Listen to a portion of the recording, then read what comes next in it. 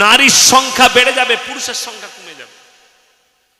বর্ধমানে আমার বন্ধুর নার্সিংহোম আছে, আশা নার্সিংহোম, নাসির ভাই সেদিন আমার সাথে জলসায় গিয়েছিল। আমি বললাম, নাসির ভাই একটা তথ্য বলবেন? বলে, বলুন তো।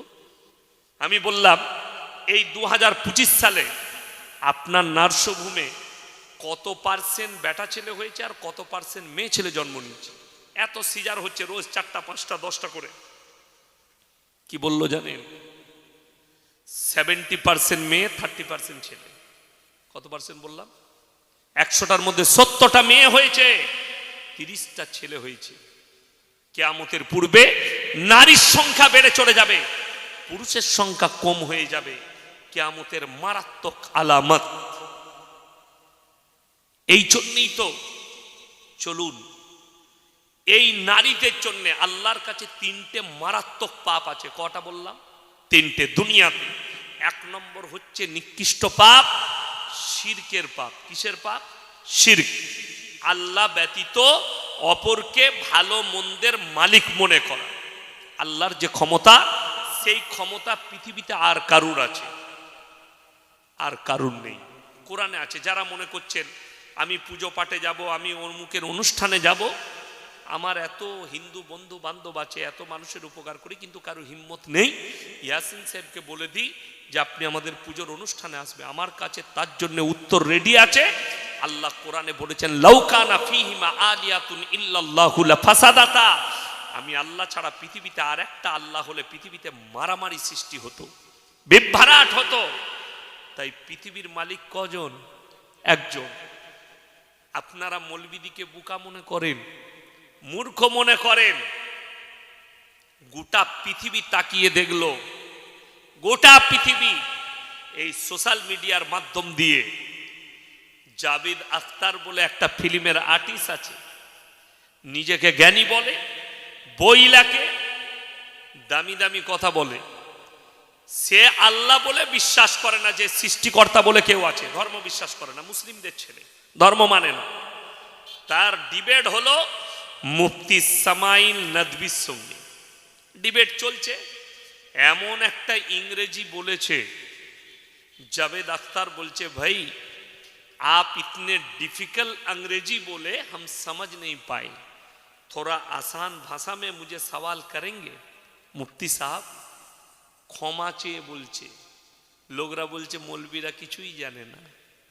তোমার জাভেদ আখতার রাস্তা খুঁজছিল পিশাবখানার, খুঁজে পাচ্ছিল না কোন দিকে পালাবো। সে ব্যর্থ হয়ে গেছে তার মিশনে। ইসলামের জয় হয়েছে, মুফতি সামাইল নদভির জয় হয়েছে। বলুন সুবহানাল্লাহ। প্রমাণ করিয়েছে সৃষ্টিকর্তা আছে এবং একজন, আর কেউ নয়। একজনাই পৃথিবীর সৃষ্টিকর্তা, একজনাই মালিক। অনেকজন মালিক হলে আল্লাহ কোরআনে বললেন, লাউকানা ফীহিমা আলিয়াতুন ইল্লাল্লাহু লাফাসাদাতা। আমি আল্লাহ ছাড়া আর একটা যদি আল্লাহ হতো, পৃথিবীতে মারামারি আর বিভ্রাট সৃষ্টি হয়ে যেত। ওই জন্য আমি আল্লাহ ছাড়া পৃথিবীতে আর দ্বিতীয় কোনো আল্লাহ নেই। এবং আল্লাহর যে ক্ষমতা, বাচ্চাকে দান করেন, কথা বলে, বাচ্চাকে দেয় আল্লাহ। আমাদেরকে সৃষ্টিকে করেছেন আল্লাহ। হায়াতের মালিককে, মওতের মালিককে, রুজির মালিককে, গোটা পৃথিবীর সবকিছুর মালিক আল্লাহ। আপনি যদি মনে করেন যে না না আমি ইনকাম করছি, যখন রুজির মালিকটা আমি, সঙ্গে সঙ্গে আপনি কুফরি করলেন, শিরক করলেন। না, রুজি আল্লাহ দান করেন। এটা যাদের বিশ্বাস নেই তারা সকালবেলায় উঠে দেখুন, একমাত্র মানুষই আল্লাহর এমন একটা মখলুক যাকে পরিশ্রম করে ইনকাম করে খানা খেতে হয়। ঠিক বললাম না? আচ্ছা, আপনি সকালবেলায় টাকা ইনকাম করে এনে বউকে দিয়ে দিলে, ভাতের হাঁড়িতে ভরে দিলে ভাত হয়ে যাবে? চাল কিনতে হবে, বাজারটা এনে দিতে হবে, বিবিকে চুলা জ্বালাতে হবে, বিবিকে রান্না করতে হবে, তারপরে প্লেটে খানা। আল্লাহর কসম, একবার সকালবেলায় ফজরের পরে গাছের দিকে তাকিয়ে দেখ, একটা পাখি বসে থাকে, আল্লাহ তাকে বিনা পরিশ্রমে রুচি দান করে। শুধু তাই নয়, সে তো 4টা 5টা দানা খায়, পেট ভরে যায়। সমুদ্রের তলে 3 ভাগ প্রাণী আছে, তার মধ্যে সব থেকে বড় প্রাণীর নাম হচ্ছে নীল তিমি। এই নীল তিমি 24 ঘন্টায় বিজ্ঞান বলছে 100 কুইন্টাল খাবার খাবে। কে রুজি দান করেন? আমার আল্লাহ। 3 ভাগ প্রাণীকে আমি আল্লাহ রুজি দান করি, আর তোমরা আমার উপরে বিশ্বাস করো না? একটা মানুষকে আমি আল্লাহ রুজি দিতে পারি না। এই আল্লাহ ছাড়া অপরকে ভালো মন্দের মালিক মনে কর। আপনাদের 24 পরগনায়, বর্ধমানে, বীরভূমে, মুর্শিদাবাদে অনেক জায়গায় আছে, বেকা গাছের নিচে মাটির ঘোড়া রেখেছে, আগরবাতি, মোমবাতি, চাদর টাঙিয়েছে, সেখানে মুসলিমরা সিজদা করছে, ভালো মন্দ চাইছে। ইমানদারির সঙ্গে বলবেন, আমি ইয়াসিন এখন বেঁচে আছি না মারা গেছি? বেঁচে আছি, কথা বলছি যখন আমার মধ্যে প্রাণ আছে। এখন ভাইজান যদি আমাকে বলে হুজুর 100 টাকা দেন, পারবো না? পারবো না, পকেট থেকে বার করে দিতে পারবো। আচ্ছা, আমি যদি মারা যাই পারবো? আমি মারা গেছি, ইনি চাইলে আর পারবো দিতে? কেন পারবো না? আমার আর ক্ষমতা নেই। এইটা যদি মুসলমান বুঝতে পারে যে হুজুর বেঁচে থাকলে 100 টাকা দিতে পারতো চাইলে, হুজুর মারা গেইছে চাইলে দিতে পারবে না, তাহলে আমার কবরে কি করে ভালো মন্দ চাইবি? কথা বুঝাতে পারলাম? আমি গুদা বাংলায় বয়ান করছি। তাহলে আমি মারা গেছে ইয়াসিন, আমার কবরে কি করে ভালো মন্দ চাইবে? আমাদের সমাজে কিছু মূর্খ মুসলমান তারা গিয়ে বড় বড় আল্লাহর ওলিদের কবরে পড়ি, ইয়াকা নাবুদু ওয়া ইয়াকা নাস্তাইন, আল্লাহ তুমি ছাড়া কারো উপাসনা করি না, আল্লাহ তুমি ছাড়া কারো কাছে ভালো মন্দ চাই না। এখন একটা উদাহরণ শুনেলেন, এই গ্রামে চকলেট বিস্কুটের দোকান আছে না নেই? আছে। সকালবেলায় উঠলেন, আপনার ভাইয়ের দোকান, আপনার চাচার দোকান, আপনি যাচ্ছেন, চাচার দোকান বাদ দিয়ে আপনি বিস্কুট কিনছেন অন্য পাড়ায় নরেনের দোকানে। ঘরের পাশেই চাচার দোকান আছে, আপনি কিন্তু চাচার দোকানে মারলেননি, লিখছেন নরেনের দোকানে। দুটো মানে দাঁড়াবে, হয় চাচার কাছে মাল ফুরিয়ে গেছে, তা না হলে চাচার সঙ্গে আপনার ঝামেলা আছে, ঠিক কি নাই? দুটোর মধ্যে একটা কারণ হবে, তা না হলে চাচার কাছে মাল নিবেন। যারা আল্লাহকে বাদ দিয়ে গাছতলা, ছাঁচতলা, ঢিপি, মাজারে গিয়ে চাইছে, দুটো কারণ, হয় আল্লাহর কাছে মাল ফুরিয়ে গেছে, তা না হলে আল্লাহর সঙ্গে তোমার ঝামেলা চলছে। তা না হলে নামাজের পাঠিতে বলতে, আল্লাহ তুমি রুজির মালিক, আল্লাহ তুমি বরকত দাও, আল্লাহ তুমি সন্তান দান করো। আমি চ্যালেঞ্জ ছুড়ে বললাম, বাড়িতে গিয়ে মানে কোরআন থাকলে খুলবেন, সূরা আল ইমরানের 1ম পৃষ্ঠা, ওয়াল্লাযী ইউসাউবিরুকুম ফিল আরহামি কাইফা ইয়াশা লা ইলাহা ইল্লা হুয়াল আজিজুল হাকীম। মায়ের গর্ভে তো বাচ্চা আমি আল্লাহ দান করি, আমার ইচ্ছা মতো, আমার পছন্দ মতো আমি দান করি, আমি আল্লাহ কারোর পরামর্শে কাজ করি না। তাহলে ইয়াসিন সাহেব তাবিজ দিয়ে দিল আর বলল আমার তাবিজে বেটা ছেলে হবে, আর তুমি বিশ্বাস করলে, শিরিক না। আপনি ভেবে দেখুন সমাজের অবস্থা, নামাজ পড়ে না, রোজা রাখে না, দিনদার নয়, বাড়িতে ইসলামের পরিবেশ নেই, লাখ লাখ টাকা ইনকাম করে, 2 মাস বাজার খারাপ যাচ্ছে, সেই ব্যক্তি মসজিদে এসে ইমাম সাহেবকে বলছে হুজুর একটা তাবিজ দেন তো বরকতের। আপনি ভেবে দেখুন, আপনার মাসে 1 লাখ ইনকাম, আপনার মসজিদের ইমামের মাসে 5,000 টাকা বেতন, তাবিজটা আপনার প্রয়োজন হবে না হুজুরের? হুজুরের আগে প্রয়োজন, আপনার নয়। আচ্ছা বলুন তো, এরকম বোকা লোক আছে যে নিজে বড় লোক না হয়ে লোককে বড় লোক করবে? আমি লয়, অন্য মৌলবি হতে পারে, আমি কিন্তু নয়। আমি আগে নিজে চাইবো নিজে বড় লোক হয়, তারপরে লোককে করব। এটা প্রত্যেকটা মৌলবি। আমার তাবিজে আপনার দোকানে বরকত হবে, আর আমি ইয়াসিন 12,000 টাকা বেতন পাচ্ছি, আমার বরকত নাই কেন? আমার বন্ধুগণ, আমার ভাই, মাথায় ভরেলেন, বরকত তাবিজটা তখন কাজে লাগবে যখন আপনি 5 ওয়াক্তের নামাজি। যদি বলেন হুজুর কেমন করে, ও তাবিজু লাগবে না। শুনেলেন রাসূলের হাদিস, আল্লাহ নবী সাল্লাল্লাহু আলাইহি সাল্লাম সহিহ হাদিস বর্ণনা করলেন, যারা 5 ওয়াক্তের নামাজি হবে মৃত্যুকাল পর্যন্ত আল্লাহ তাদের রুজিতে কোনোদিন কমি দিবে না। জোরে বলুন সুবহানাল্লাহ। রাসূলের হাদিস, যারা আল্লাহর রাস্তায় দিনের পথে থাকবে মৃত্যুকাল পর্যন্ত আমি আল্লাহ তাদেরকে ইজ্জতের রুজি দান করবো। জোরে বলুন সুবহানাল্লাহ। আর আপনি বরকত খুঁজে বেড়াচ্ছেন, নামাজে বরকত ঢুকে আছে। এরপর অনেক গরিব মানুষ বলবেন, হুজুর বরকত তো, খাবার তো পাচ্ছি, ভালো মন্দ পাচ্ছি না। আচ্ছা, আপনি বলুন, একটা গরিব মানুষ সে খায় প্রত্যেক দিন আপনার শাক আর ভাত, আর একটা বড় লোক কিন্তু সে মাল সুদখোর, সে খায় খাসির মাংস, কোন খাবারটা আল্লাহর কাছে মকবুল, খাসিটা না আর সবজিটা? সবজিটা। তাহলে আপনি এটা বলছেন যেটা জুটবে হালাল, যেন হালাল হয়, খাবার যেন হালাল হয়। কেন জানেন? দোয়া কবুলিয়াতের প্রথম শর্ত হচ্ছে হালাল খাবার। নবীজি সাল্লাল্লাহু আলাইহি সাল্লামের হাদিস, তোমরা তোমাদের সন্তানের মুখে হালাল খাবার তুলে দাও, যারা হারাম খাবার তুলে দিবে সেই সন্তান নেক হতে পারে না। চেষ্টা করুন সন্তানের মুখে ডাল আলু, ইমানদারির সঙ্গে বলুন। আপনাদের এখানে চায়ের দোকান আছে তো? গ্রামে বাজারে চায়ের দোকান আছে। সকালবেলায় একটা সুদখোর মারা গেছে, পাক্কা সুদখোর, গোটা গ্রাম দেশের লোক জানতো সুদ খায়, সেই লোক মারা গেছে। সে চায়ের দোকানে তার বেটা বসে আছে। আচ্ছা, সে বুক ফুলিয়ে বলতে পারবে আমার আব্বা হালাল খাইয়ে মানুষ করেছে? বলতে পারবে না, লজ্জা হবে তার, এ কথা বলতে পারবে না। আর একটা লোক সবজি বিক্রি করে, সকালবেলায় গিয়ে দেগঙ্গা বাজারে, স্বরূপনগর বাজারে আলু বিক্রি করে। লোকটা বেটা দিকে একটা বাড়ি করে দিয়েছে, তাছাড়া কিছুই দিয়ে যেতে পারেনি। তার বেটা চায়ের দোকানে গর্ব করে বলবে আমার আব্বা কিছু না দিয়ে যেতে পারে, আমাদেরকে হালাল খাইয়ে মানুষ করেছে, এটা বুক ফুলিয়ে বলতে পারবে, ঠিক কিনা? তাহলে মূল্যটা কার বেশি হিসেব করুন। রুজি বলে দিই ইজ্জতের কাকে বলে? মৌলবীদের বেতন সব থেকে কম সমাজে, ঠিক বললাম না? কিন্তু খাবার দস্তরখান সব থেকে ভালো আমাদের, ভালো নয়? কথা বলে ভালো। জলসায় গিয়ে বক্তারা মজমাই খায় না শ্রোতারা মজমাই খায়? শ্রোতারা। বক্তারা কোথায় খায়? কামরায়, দস্তরখানে, প্লেট আলাদা, সবকিছু আলাদা। এটা আল্লাহর তরফ থেকে, আল্লাহ রসুলের হাদিস। আল্লাহর রাস্তায় দিনের পথে যারা থাকবে আল্লাহ তাদেরকে ইজ্জতের রুজি দান করবে।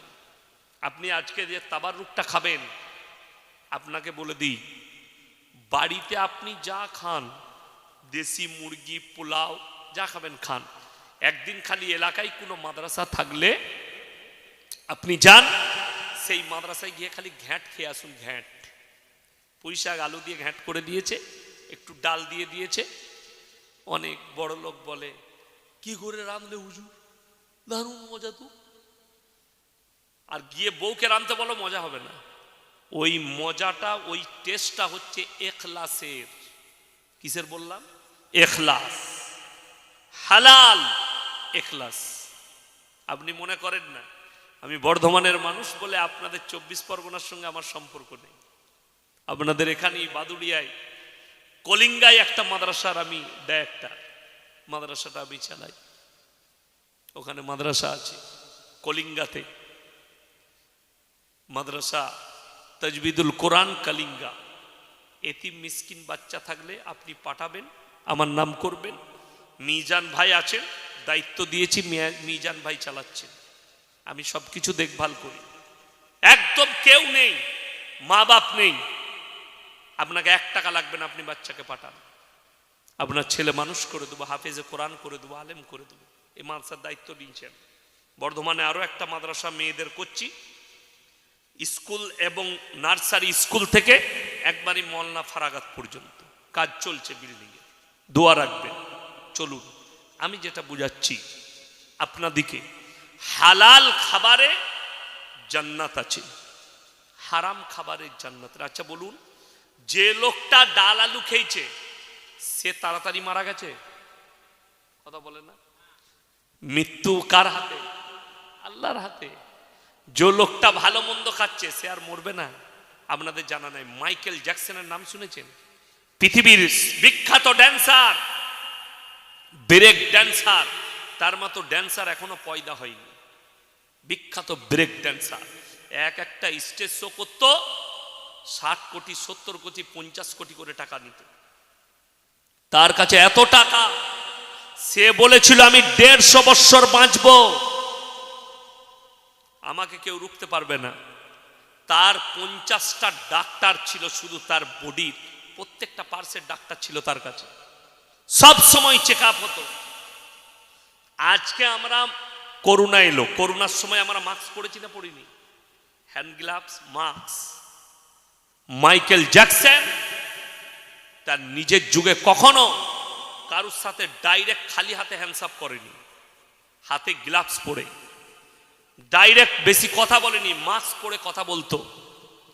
মশারি এবং ভেন্টিলেশন ঘরে শুতো, সে ঘুমাতো, তার পাশে 10 জন ডাক্তার জেগে থাকতো, তার ঘুমটা খালি করতো। 50 বছরই পটল তুলে দিয়েছে। 150 তো দূরের কথা, 100 দূরের কথা, 60 দূরের কথা। 50 বছর বয়সে আল্লাহ তাকে মৃত্যু দিলেন, আর পৃথিবীকে দেখালেন কেউ নিজের ইচ্ছায় পৃথিবীতে বেঁচে থাকতে পারবে না আমার আল্লাহর ইচ্ছা ছাড়া। একটা মানুষের একটা মিনিট ক্ষমতা নেই যে আমি নিজের ইচ্ছায় বেঁচে থাকি। আমার আল্লাহর ইচ্ছায় যতগুলো জানদার আছে সবাই আমরা বেঁচে আছি। কার ইচ্ছায় বললাম? আল্লাহর ইচ্ছায়। তো আল্লাহ তাআলা আপনার কাছে কি চেয়েছেন? ভালো কর্ম চেয়েছেন, ভালো কর্ম, ভালো কাজ। এরপরে আমি বলছি 3টে সাদকা জীবনে করে যাবেন, 3টে সাদকা রেখে যাবেন, কিয়ামতের সকাল পর্যন্ত কবরে শুয়ে শুয়ে নেকি পাবেন। জোরে বলুন সুবহানাল্লাহ। কটা সাদকা বললাম? 3টে।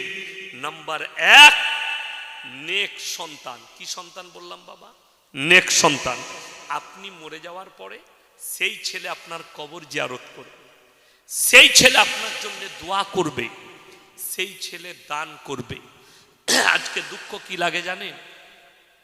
বাপ মারা গেছে, বেটা ফজরের পরে মসজিদের দরজায় দাঁড়িয়ে আছে। হুজুর বেরুলো, কি ব্যাপার? হুজুর আমার আব্বার কবরটা জিয়ারত করে দিতে হবে। সে বেচারা জানে না জিয়ারত করতে। আপনি কি সন্তান রেখে গেলেন? ইয়াসিনকে দাওয়াত দিবেন, ঠিক আছে, আমার বাপের কবর জিয়ারত করে দেন। আমি গেলাম, দোয়া করে দিয়ে চলে এলাম, জিয়ারত করে দিলাম। কিন্তু ভেবে দেখুন, একটা নেক সন্তান নামাজের পাটিতে সালাম ফিরার পরে আল্লাহর কাছে হাত তুলে বলবে, ওগো আল্লাহ, আমার আব্বাজি তোমার কাছে চলে গেছে, তোমার পেয়ারা হয়ে গেছে। আমার আব্বা খুব ভালোবাসত, খুব ভালো ছিলেন, আমার আব্বাকে ক্ষমা করে দাও। রেওয়ায়েতে আছে চোখের পানিটা গালে গড়ানোর আগে আল্লাহ দোয়াকে কবুল করবেন। জোরে বলুন সুবহানাল্লাহ। কিন্তু দুঃখের বিষয়, আপনার সন্তান, আপনি নামাজ পড়েন, আপনার সন্তান মদের আসরে থাকে, গাঁজার আসরে থাকে, তার মধ্যে দিন নেই। একটা সন্তানের জন্যে, নারী এবং পুরুষের জন্যে, একটা ছেলে এবং মেয়ের জন্যে তার পৃথিবীতে সব থেকে বড় দুশ্মন কে জানেন? ওই মা বাপ যারা ছেলেদের ঘুমের কষ্ট হবে, ঘুমের ডিস্টার্ব হবে বলে তাদেরকে ফজরের সময় নামাজের জন্য তুলে না। আমার ছেলের বয়স 15, ঘুম থেকে তুলো না, এখন ঘুমাক, এর ঘুমের ডিস্টার্ব হবে নামাজে তুললে। এর থেকে বড় দুশ্মন ওই সন্তানের জন্য পৃথিবীতে আর কেউ নেই। এই শীতকালের রাত্রিতে নিজের 13 বছর 12 বছরের মেয়েকে তুলে দেন, উঠো, উজু করে নামাজটা পড়ে নাও, তারপরে স্কুলের পড়াগুলো একটু পড়বে, কোরআনটা একটু পড়বে। আজকে কষ্টটা কোথায় জানেন আমাদের?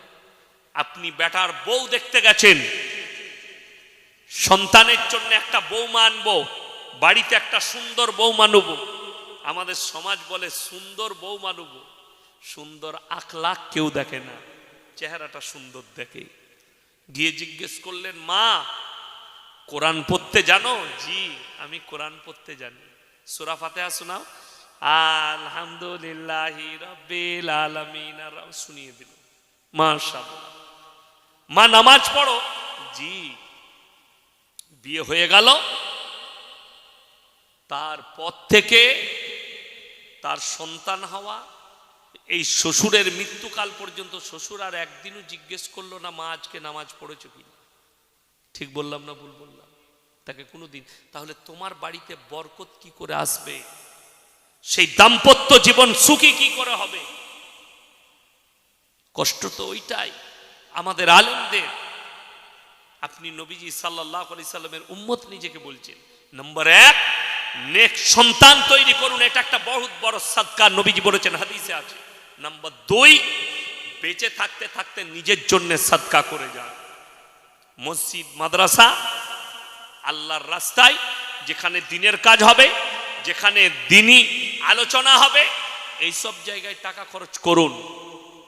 নম্বর তিন, খায়রুকুম মান তাআল্লামাল কুরআন আল্লামাহু, যারা ইলম হাসিল করে এবং অপরের কাছে পৌঁছে দেয়, ইলম হাসিল করে। এই দেখুন, আমি এতগুলো কথা বললাম, আমার আগের বক্তা বলল, আপনার ব্রেনে যেগুলো ঢুকলো সেটা আপনার দায়িত্ব, ইমানি দায়িত্ব হচ্ছে অপরের কাছে পৌঁছানো।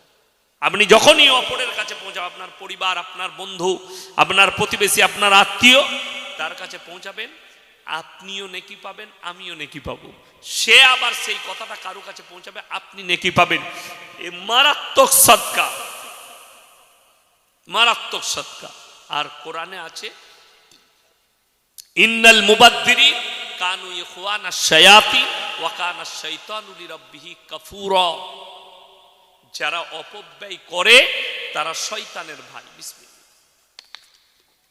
অপব্যয়কারী হচ্ছে শয়তানের ভাই। অপব্যয় কাকে বলে? আল্লাহ আপনাকে হালাল টাকা দিয়েছে, ব্যবসা করছেন, খেতিবাড়ি করছেন, আপনি হালাল ইনকাম করছেন, সেই টাকাটা নিয়ে মদ, গাঁজা, জুয়া, আফিং, হিরোইন, নারীবাজি, গান বাজনা ইত্যাদি ইত্যাদি। আল্লাহ বললেন এরা হচ্ছে শয়তানের ভাই, শয়তান জাহান্নামে যাবে, এরাও জাহান্নামে যাবে। অর্থাৎ আপনাকে আল্লাহ যে টাকা দিয়েছে ওইটা একমাত্র আল্লাহর রাস্তায়, দিনের রাস্তায় এবং নিজের জন্য খরচ হবে, নিজের জন্য। কোরআনে সূরা বাকারার প্রথমেই আছে, আলিফ লাম মিম যালিকাল কিতাবু লা রাইবা ফীহি হুদাল লিল মুত্তাকিন আল্লাযীনা ইউমিনুনা বিল গায়ব ওয়া ইউকিমুনাস সালাহ ওয়া মিম্মা রাযাকনাহুম ইনফিকুন। আমি যে রিজক দান করেছি সেখান থেকে তোমরা ব্যয় করো, হালাল টাকা থেকে ব্যয় করো, নিজের জন্য খরচ করুন। হালাল টাকা প্রতিবেশীর জন্য, আত্মীয় স্বজনের জন্য, মাদ্রাসা মসজিদের জন্য, কোরআনের জন্য, দিনের রাস্তায় খরচ করুন। আমার বন্ধুগণ, আমি অনুরোধ করব, আপনারা অনেক কষ্ট করে এই মাজমা দিয়েছেন। অনেকজন বলে জলসা জারি রাখতে হবে, মাদ্রাসা জারি রাখতে হবে, মসজিদ, মসজিদ যদি বলেন একটা মুসল্লি, 5টা মুসল্লি, তাহলে মসজিদ রেখে কি হবে? না, একজন যদি গ্রামে নামাজ পড়ে তার জন্যই মসজিদ কায়েম থাকবে। একজনের জন্য, একটা লোক ভালো কাজ করে গ্রামে, তার জন্যই মসজিদ থাকবে। 5টা লোক জলসা শুনুন। আমি কেন বললাম যে কেউ কি ডেকে বসাবো না? ডেকে ডেকে জান্নাতে নিয়ে যাওয়া যাবে না। যার ইচ্ছা যাবে সে ফুলের বাগিচায় বসবে, এতে জোর জবরদস্তি নেই। এখানে বসতে হবে ফরজ নয়, এখানে বসলে নেকি পাবেন। একবার সবাই বলুন তো সাল্লাল্লাহু আলাইহি ওয়াসাল্লাম। কেন বললাম? নবীজির উপরে দরুদ পাঠ করা। একবার দরুদ পড়লে 10 বার আপনার উপরে রহমত বর্ষিত হবে। আর একবার বলুন সাল্লাল্লাহু আলাইহি ওয়াসাল্লাম। 10 বার পড়লে 100 বার। ওই জন্য আমার বন্ধুগণ, এই মজমাকে টিকিয়ে রাখার জন্য, আগামী বৎসরের জন্য কোন আল্লাহর বান্দা আছেন একজন যে 5,000 টাকা দিবেন? কেউ যদি থাকেন একজন আল্লাহর বান্দা, হাত তুলেন। কে আছেন 5,000 টাকা দিবেন আগামী বৎসরের জন্য? কিংবা মাইকের পয়সা দিবেন, প্যান্ডেলের পয়সা দিবেন, এরকম যদি আল্লাহর বান্দা কেউ থাকেন, শীতের রাত্রি, আমার ভাই আমি বুঝতে পাচ্ছি আপনারা যারা বসেছেন তাদের জন্য আমি মুসাফির মানুষ দোয়া দেব, দোয়া করব আপনাদের জন্য, যে এত শীতকে উপেক্ষা করে আপনারা বসেছেন। আমি বলবো কে আছেন, কোন আল্লাহর বান্দা আছেন? একজন আল্লাহর বান্দা কেউ নেই? 5,000 টাকা দিবেন আগামী বৎসরের জন্য ইনশাআল্লাহ। কে আছেন? কোন ভাই আছেন? কোন আমার আল্লাহর বান্দা আছেন? 5,000 টাকা মাত্র। আল্লাহর ওয়াস্তে কে আছেন? 5,000 টাকা কোনো একজন ভাই যদি থাকেন আল্লাহওয়ালা, দিনের খাতিরে, নবীজি এলান করেছেন, নবীজি হাদিস বর্ণনা করেছেন, জাকিরা গচ্ছিত সম্পদ, মানুষ তো কিয়ামতের দিনে কাঁদতে শুরু করবে। মানুষ কাঁদবে, আমি যদি আরো কিছু বেশি দিতাম আমার জন্য মঙ্গল হতো। কে আছেন? কোন আল্লাহর বান্দা আছেন? একজন ভাই, একজন আল্লাহওয়ালা কেউ আসুন, একজন ভাই বলুন 5,000 টাকা কে দিবেন? হাতটা তুলেন তাড়াতাড়ি। একজন আল্লাহওয়ালা ভাই কেউ নেই? 5,000 টাকা দিবেন ইনশাল্লাহ। দেখি কোন ভাই পরকালের জন্য, মরণের পরের জন্য কে আছেন? আমার কোন আল্লাহওয়ালা ভাই আছেন? মাত্র 5,000 টাকা বলেছি। যদি না হয় 2,000 করে 3 জন বলুন কে কে আছেন? 2,000 করে টাকা ইনশাল্লাহ, বেশি নয়। 2,000 টাকা কে আছেন? একজন বলুন আল্লাহর বান্দা। মাত্র 2,000 টাকা কে আছেন? আমার কোন ভাই আছে? আসুন, মাত্র 2,000 বলেছি। কে আছেন? কোন আল্লাহওয়ালা ভাই আছেন? 2,000 টাকা দিবেন ইনশাল্লাহ। কি নাম বাবু? ওই নামটা দেখুন তো। 2,000 টাকা।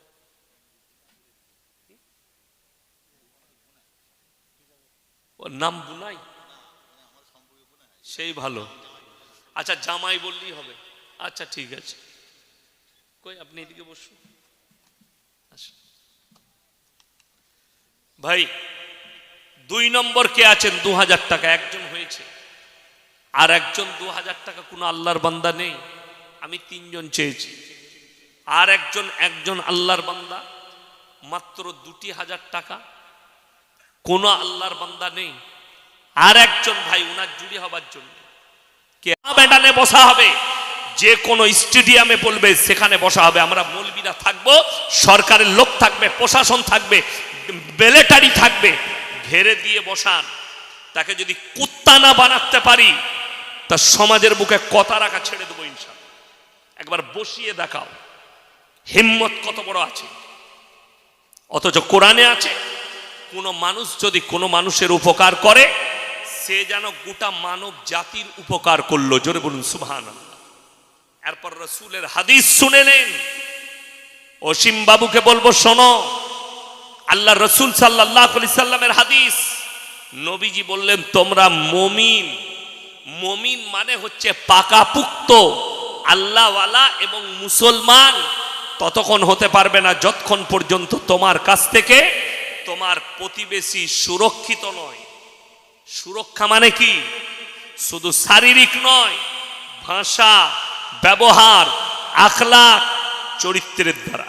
নবীজির পরের হাদিস শুনেলেন, তোমরা দেখো না তোমার বাড়ির পাশে কে বসবাস করছে, সে হিন্দু হোক, সে দলিত হোক, সে আদিবাসী হোক, সে খ্রিস্টান হোক, ক্ষুধার্ত হলে খাবার দাও, বস্ত্রহীন হলে বস্ত্র দাও, বিপদে পড়লে পাশে দাঁড়াও। এইটাই হচ্ছে রাসূল সাল্লাল্লাহু আলাইহি সাল্লামের আখলাক। জোরে বলুন সুবহানাল্লাহ। দেখো না কোন জাতে বিপদে পড়েছে, তার পাশে দাঁড়াও। আমি প্রত্যেকদিন জলসা করি, বর্ধমান টাউনের ওপর দিয়ে বাড়ি যাই। বর্ধমান টাউনে পুরানো বাস স্ট্যান্ড, তিনকুনিয়া নাম, সেখানে একটা দোকান আছে বাপ্পিদা। আমার আব্বাজি দেখে আসছে ছোট থেকে, আমি ছোট থেকে দেখে আসছি বাপিদার চায়ের দোকান। ভোরের বেলায় রাত 2টোয় দোকান খুলেন, বাসগুলো এসে তার ওখানেই দাঁড়ায়, বিভিন্ন জেলার বাস। তো সে মালাই টোস্ট, দেশি মুরগির ডিম সিদ্ধ আর চা বিক্রি করে। আমি প্রত্যেক দিন জলসা করে তার কাছে দাঁড়িয়ে চা খেয়ে তারপরে বাড়ি যাই। আমি দিনাজপুর থেকে জলসা করে ঢুকলাম, তখন রাত 3টে বাজছে, তার কাছে গাড়িটা লাগালাম, চা খাবো। দেখছি একটা বছর 12-13 মেয়ে বসে আছে, বাচ্চা মেয়ে, ব্যাগপত্র নিয়ে। বাপিদা বললে, দেখুন না দাদা, ইয়াসিন ভাই এ ইলাহাবাদ থেকে চলে এসছে, আর বাপ অত্যাচার করেছে মেয়েটার উপরে, মনে হয় আর একটা মা আছে সৎ মা, একে মেরেছে, পালিয়ে এসছে। কোথায় যাবে? নানিদের বাড়ি। কোথায় নানিদের বাড়ি? বলে শ্রীনগর। আমাকে বাপিদা বলল, দাদা এর কাছে একটাও টাকা নেই ভাড়া দিবার মতো। এমন কত ভাড়া লাগবে বাপিদা? বলে 160 টাকা। আমি 200 টাকা ধরিয়ে দিলাম, এটা রাখো। মানে যা খাবে খাইয়ে দাও। আমি জিজ্ঞেস করি নাই ধর্মটা কি। বাপিদা বলতে পারবে না, বাপিদাও অমুসলিম, বাপিদাও চিনে। তাকে জিজ্ঞেস করিনি আর ধর্ম কি। বিপদে পড়েছে, পয়সা দিয়ে দাও, হেল্প করো। আছে আমার কাছে, আল্লাহ দিয়েছে, না থাকলে দিতে পারতাম না। আল্লাহ যখন দিয়েছে পকেট থেকে বার করে দিয়ে দিলাম। খাইয়ে দাও, পয়সা আমি দিয়ে দিচ্ছি, আমি যা খাচ্ছি তাই খাওয়া, অন্য কিছু নয়। ওকেও দেশি মুরগির ডিম সিদ্ধ দাও, ওকেও টোস্ট দাও, চা খা। বাচ্চা মেয়েটা খেলো। কি ভাবলাম জানেন? তার মুখের দিকে তাকিয়ে, এটা যদি আমার মেয়ে হতো, এটা দেখে কষ্ট হলো। এইটাই তো রাসূলের আখলাক। তাহলে মুসলমান কি করে ধর্ম বিচার করে? ইসলাম আমি প্রমাণ দেব। এখনো মোবাইলে ঘুরছে, ফেসবুক, টুইটার, ইউটিউবে ঘুরছে। বোম্বের এশিয়া মহাদেশের সব থেকে বড় ক্যান্সার হসপিটালের নাম হচ্ছে মুম্বাই টাটা মেমোরিয়াল। তার অনেকগুলো গেট আছে। একটা গেটে একজন হিন্দু ভাই খানা বিলি করছেন, লাইন দিয়ে ছেলে মেয়ে সব দাঁড়িয়ে আছে, গরিবরা খাবার নিচ্ছে। সেখানে একজন মুসলিমদের মেয়ে নেকাব বেঁধে আছে, মানে মুখ ঢেকে যেভাবে আমাদের মারা থাকে ওইভাবে আছে। আর একজন চাচা বয়স্ক, মুখে দাড়ি, সাদা, মাথায় টুপি আছে, গরিব মানুষ লাইন আছে। এরকম 2-4 জন আছে। কি বলছে জানেন? जो जय श्री राम बोलेगा उसी को खाना मिलेगा, ना तो लाइन से निकलो। মোবাইলে ঘুরছে, আমি বার করে দেখিয়ে দিতে পারবো, আপনারা দেখে নিতে পারবেন ইউটিউব আর ফেসবুকে। जो जय श्री राम बोलेगा उसी को खाना मिलेगा। এটা একটা গেল। আর একটা গেটে একজন মুসলিম ভাই, মুখে দাড়ি, মাথায় টুপি, সেও বড় লোক, সেও খানা বিলি করছে। গাড়ি করে খাবার নিয়ে এসে, দামি খাবার, লাইন দিয়ে গরিবরা দাঁড়িয়ে আছে। সে কি বলছে জানেন? कुछ बोलने का जरूरत नहीं, भूख लगी है खाना खा लो। জোরে বলুন সুবহানাল্লাহ। কিচ্ছু বলার দরকার নেই, তোমাকে ভোগ লেগেছে, তুমি লাও আর খাও। ধর্ম ধর্মের জায়গায়, সেবা সেবার জায়গায়। এটাই তো নবীজি বললেন। দেখো না সে কোন জাতের, ক্ষুধার্ত হলে খাবার দাও, বস্ত্রহীন হলে বস্ত্র দাও, বিপদে পড়লে পাশে দাঁড়াও। অসীম বাবু আসুন আমার থানায়, আমি আপনাকে সাক্ষী দেব, প্রমাণ দেব। সেই ছেলে এখনো বেঁচে আছে, সেই পরিবার এখনো বেঁচে আছে। আমি আমার এলাকায় একটা হোটেল আছে, বড় হোটেল, সেখানে মাঝে মাঝে ঢুকতাম, মুসলিমদের হোটেল। একটা শিক্ষিত ছেলে, বিএ পাস ছেলে, লোহারদের ছেলে কাজ করত। সেই খাবারটা নিয়ে এসে দিত, চা ফা। আমি বললাম, এই কত বেতন পাও? বলে, স্যার আমাকে প্রত্যেক দিন 100 টাকা করে দেয়। বলে, এত কম? কত দূর পড়াশোনা করেছো? বললে, দাদা আমার বাবা কাজ করতে পারে না, মা অসুস্থ, আমি লোহারদের ছেলে, বিএ পাস আমি। আমার কষ্ট হলো, এত শিক্ষিত ছেলে এখানে কাজ করছে, আমাদেরকে চা দিচ্ছে। সে তো আমার থেকেও তার শিক্ষা বেশি বাংলায়। আমি যাই হোক একজন ধর্মগুরু, কিন্তু তার শিক্ষা তো বেশি বাংলায়। তো আমার কষ্ট হলো। আমি বললাম, ভালো জায়গায় কাজ পাবে? বললে, দাদা আমাকে দেখে দেন না, একটু বাইরে আমার বোনটার বিয়ে দিতে হবে, যদি কোথাও 10-12 হাজার বেতন পাই। আমি বোম্বেতে আমার ভাইকে ফোন লাগালাম সঙ্গে সঙ্গে, এই একটা কাজের ছেলে নিবেন? বললে, লুবো। আমি বললাম, চল যাও, তুমি খালি মালিকের চা পানি বোয়াবে, চা এনে দিবে হোটেল থেকে অফিসে, আর বসে থাকবে, ঝাড়ু ফাড়ু দিয়ে দিবে অফিসে, আর তার ফরমাইশ শুনবে। বলে, কত বেতন? 12,000, খেয়ে দে, আপনি চলে যাও।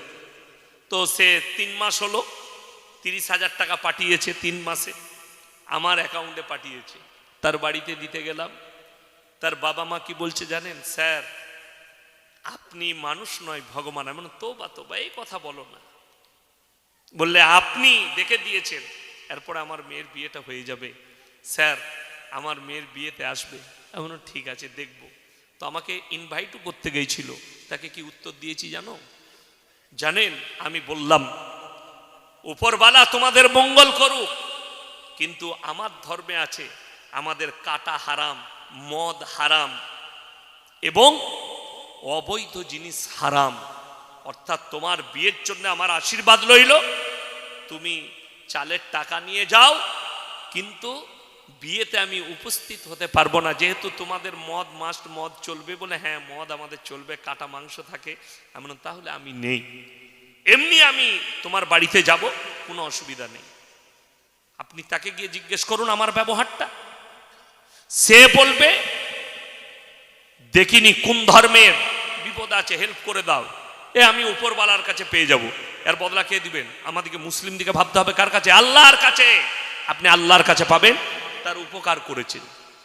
ওই জন্যে চলুন, নবীজি সাল্লাল্লাহু আলাইহি সাল্লাম যেদিনে মক্কা বিজয় করেছেন, উঁচু জায়গায় বসে গেলেন, সাহাবীরা তলোয়ার নিয়ে দাঁড়িয়ে গেছে, আজকে আমরা বদলা লব। আম্মার ইবনে ইয়াসির তার মায়ের দু পায়ে উঁট বেঁধে দুদিকে তাড়িয়ে দিয়েছে, এইভাবে ফাড়া গেছে। সাইয়েদানা বেলাল হাবসি রাদিয়াল্লাহু তাআলা আনহু কোমরে দড়ি বেঁধে উটের পেছনে বাঁধা হয়েছে, বালিতে ছুট করানো হয়েছে, পিঠের এই চামড়াটা কোমরে নেমে গেছে। হযরতে উসমানে গনি রাদিয়াল্লাহু তাআলা আনহু হাত পা বেঁধে 40 দিন পানি দেয়নি, গরম বালুতে ফেলে রেখেছে। হযরতে উসমানে গনি কোরআন পড়ছেন। কি পড়ছেন বললাম? কোরআন। কাফের বেঈমান এসে চিৎ করে ফেলিয়ে বুকেতে ভুঁজালি মেরেছে, রক্তের ছিটে কোরআনে লেগেছে। যাদের বিশ্বাস নেই তারা আজও সে কোরআন দেখতে পাবে। কোথায় রাখা আছে? সমর ক্রান্তের লাইব্রেরিতে। কোরআনের আয়াতটা কি? যে আয়াতের উপরে হযরতে উসমানে গনির রক্তের ছিটে পড়েছে, ফালা ওয়া রাব্বিকা লা ইউমিনুনা হাত্তা ইউহাক্কিমুকা ফিমা শাজারা বাইনাহুম। হযরতে উসমানে গনির রক্তের ছিটে লেগেছে, কোরআন সমর ক্রান্তের লাইব্রেরিতে রাখা আছে, এখনো টকটক করছে, আপনি দেখলে চোখ দিয়ে পানি পড়বে। সাহাবীরা বললেন আজকে বদলা লব। আমার নবীজি বললেন, হে আমার সাহাবীরা শোনো, আমি আল্লাহর নবী, দয়ার নবী, ক্ষমা করতে জানি, দয়া করতে জানি, বদলা নিতে জানি না। জোরে বলুন সুবহানাল্লাহ। তোমরা আমার 5টা কথার উপরে আমল করো। ইয়া রাসূলুল্লাহ, কি কি? নাম্বার 1, বৃদ্ধকে মারতে পাবে না। নাম্বার 2, বৃদ্ধাকে মারতে পাবে না। নাম্বার 3, শিশুকে মারতে পাবে না। নাম্বার 4, আত্মসমর্পণ করলে মারতে পাবে না। নাম্বার 5, কাবা ঘরে প্রবেশ করলে মারতে পাবে না। জোরে বলুন সুবহানাল্লাহ। নবীজি সাল্লাল্লাহু আলাইহি সাল্লামের এখনো যদি কোনো হাজী সাহেব হজ করতে যায়, তাকে জিজ্ঞেস করুন, জিজ্ঞেস করবেন হজ থেকে ফিরে আসার পরে, হাজী সাহেব থাকলে জিজ্ঞেস করবেন, উহুদের প্রান্তরে লোহার ব্যারিকেড দিয়ে 70 জন সাহাবীর কবর ঘেরা আছে, সেখানে কে শুয়ে আছে জানেন? নবীজি চাচা যান, যেদিনে শহীদ হলো। সাহাবীদিকে বললে লাশগুলো নিয়ে এসো। যখন হযরতে আমিরে হামজা রাদিয়াল্লাহু তাআলা আনহু নবীজি চাচা যান লাশ যখন এলো, নবীজি হাঁটু গেড়ে কাঁদতে লাগলেন। লাশ দেখে নবীজি চোখ দিয়ে পানি, দাড়ি মুবারক ভিজে গেছে। নবীজি, আমার চাচার সঙ্গে এই অবস্থা কে করলো? চেহারাটা ক্ষত বিক্ষত করে দিয়েছে কেটে, এই বুক থেকে পেট পর্যন্ত চিড়া, কালিজা থটটা বার করে দিয়েছে এই গলার শ্বাসনালী ধরে। সাহাবীরা বললেন, ইয়া রাসূলুল্লাহ, তার নাম হিন্দা, যে আপনার চাচা জানের কালিজাটা চিবিয়ে খেয়েছে যুদ্ধের ময়দানে। নবীজি কাঁদতে লাগলেন। যেদিনে নবীজি সাল্লাল্লাহু আলাইহি সাল্লাম এলান করলেন, দলে দলে বেঈমান কাফেররা নবীজির কাছে কালমা পড়তে আসছেন। সবাই কালমা পড়ছে, ঈমান আনছেন। এমন অবস্থায় দলের মধ্যখানে নিজের চেহারা ঢেকে আসছে হিন্দা।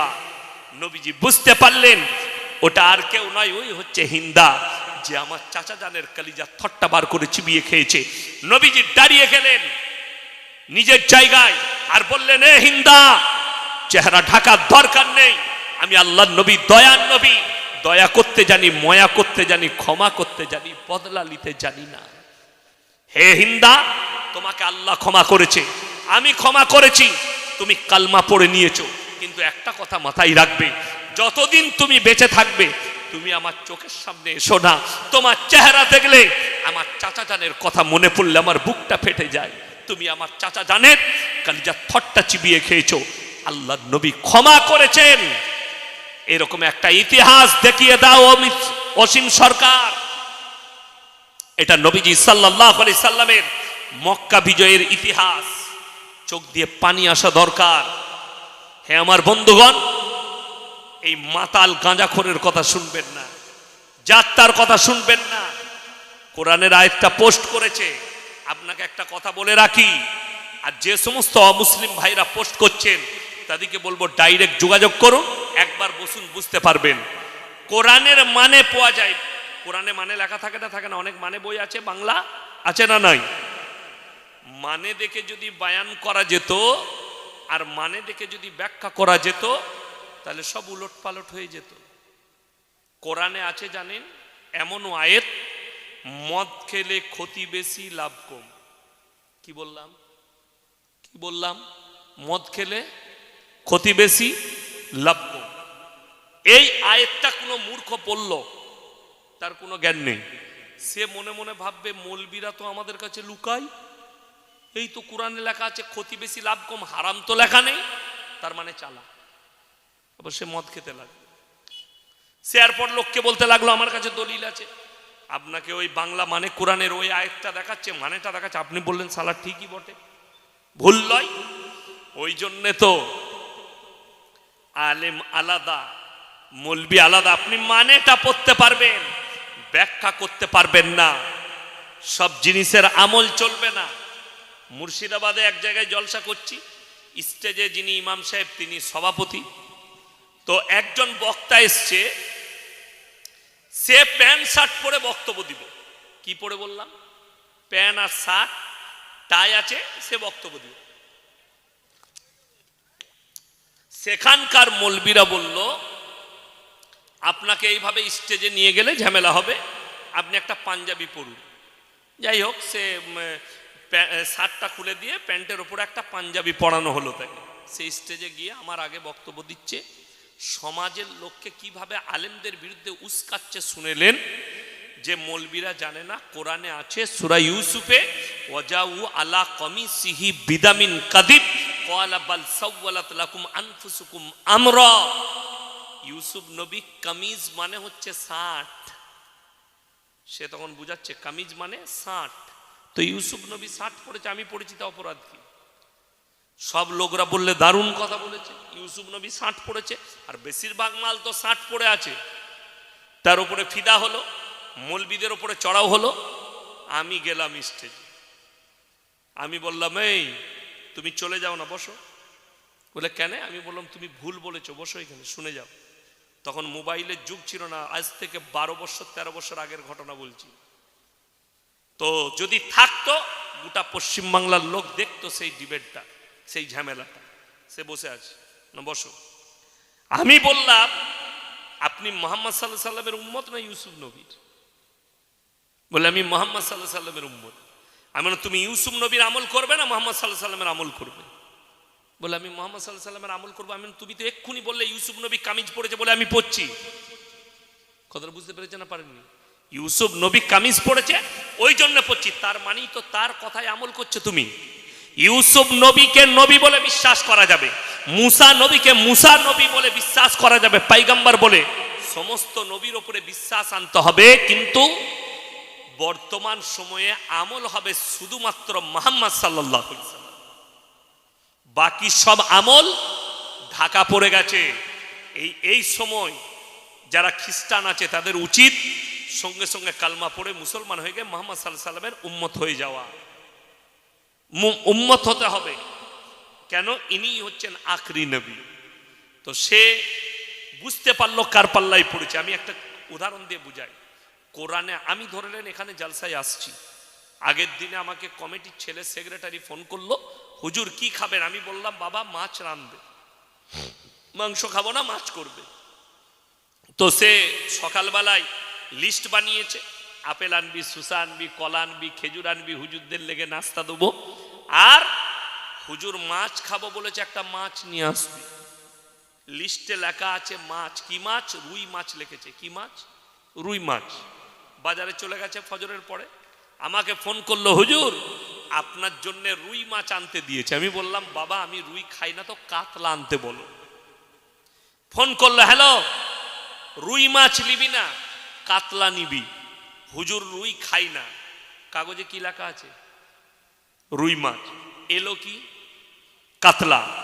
কথাটা রহিত, তার হুকুম বাতিল হয়ে গেল, কিন্তু কাগজে রুই মাছ রয়ে গেছে, আসছে কাতলা মাছ। কথাটা রয়ে গেছে, তার হুকুম বাতিল হয়েছে। কেন? দ্বিতীয় হুকুম জারি হয়ে গেছে। ইয়াসিন সাহেব বলেছে আমি কাতলা খাবো। কোরআনে আয়াতটা রহিত, মদ খেলে ক্ষতি বেশি লাভ কম। পরবর্তী আয়াত অবতীর্ণ হয়েছে, আল্লাহ বললেন তোমাদের জন্য নিষাদগ্রস্ত জিনিস স্পর্শ করা হারাম। তখন এই আয়াত রয়ে গেল, এর হুকুম বাতিল হলো। এটা হাদিস আর কোরআনের ব্যাখ্যা বিশ্লেষণ, এর হাসিয়ায় না গেলে বোঝা যাবে না। শুধু মানে দেখে ব্যাখ্যা করতে যাবেন না, বিপদে পড়ে যাবেন। মানে দেখে ব্যাখ্যা করতে গেলে বিপদে পড়ে যাবেন। এখানে ক্যামেরা চলছে বলে বলছি না, এমনও ব্যাখ্যা আছে আপনি মেনে নিতে পারবেন না, কিন্তু তার বিশ্লেষণে গেলে বুঝতে পারবেন যে এটাকে রদ করে দেওয়া হয়েছে। এর পরবর্তীতে আয়াত অবতীর্ণ হয়েছে, এটা বাতিল, আয়াত রহিত, তার হুকুম বাতিল হয়েছে। যেমন আপনাকে বলে দিই, নারীদের জন্য পর্দা করা কি? কথা বলেন, ফরজ। শুনেলেন ইমানদারির সঙ্গে। আপনারা বলুন তো, এখন অনেকজন বলে নবীর এবং সাহাবীর বিবিরা ব্যবসা করেছে, এটা সত্য না মিথ্যা? সত্য।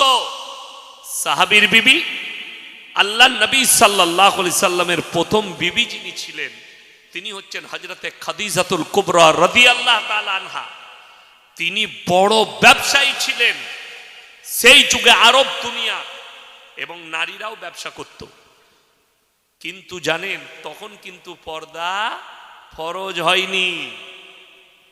এই হাদিস সহিহ যে নবীর এবং সাহাবীর বিবিরা ব্যবসা করেছেন, তখন পর্দা ফরজ ছিল না। কিন্তু আখরি জামানার হাদিস এবং নবীজি সাল্লাল্লাহু আলাইহি সাল্লাম আল্লাহ যখন পর্দাকে ফরজ করলেন, সহিহ হাদিস, তারপর থেকে পর্দা ফরজ হওয়ার পর থেকে কোন সাহাবী এবং নবীর বিবিরা পায়ের নখটা পর্যন্ত হুজরাখানা থেকে বের করেনি। জোরে বলুন সুবহানাল্লাহ। এই হাদিসটা অনেক পরে যখন পর্দা ফরজ হয়েছে, তারপরে। তার মানে আগের হাদিস যেটা আছে, হাদিস রয়ে গেছে, তার হুকুম বাতিল হয়েছে পরবর্তী হাদিস বর্ণনা হওয়ার পরে। আপনারা বলুন, অনেকে জানেন না নবীজি সাল্লাল্লাহু আলাইহি সাল্লাম দাঁড়িয়ে পেশাব করেছেন, এটা সত্য না মিথ্যা? সহিহ হাদিস, নবীজি সাল্লাল্লাহু আলাইহি সাল্লাম দাঁড়িয়ে পেশাব করেছেন। এরপর অনেকজন আর মনে মনে হবে এ হুজুর পাগলা হয়ে গেছে। না, পাগলা নয়। আপনিও দাঁড়িয়ে করতে পারবেন।